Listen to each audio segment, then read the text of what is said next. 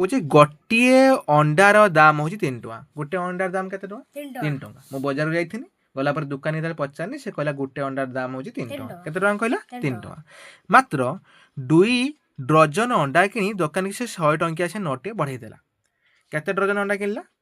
2 dozen अंडा किनला केते टଙ୍କା किनला 2 डजन से गोटे अंडार दाम पचारला किंतु से दुकान रो जो किनी के आनला से 2 डजन अंडा किनी करी से आनिला बुझिला तेरे से दुकान केते टଙ୍କା धरिला 100 टଙ୍କା गोटे धरिला ताने से केते टଙ୍କା ताको दुकानी फेरई दबो अच्छा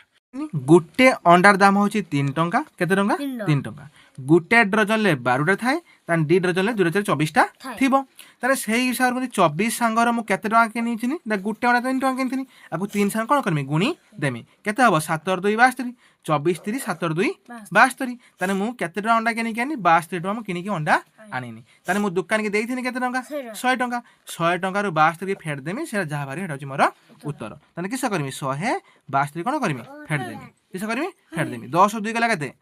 8 एवं 9 रु 7 गला केते 9 7 ना केते 2 8 28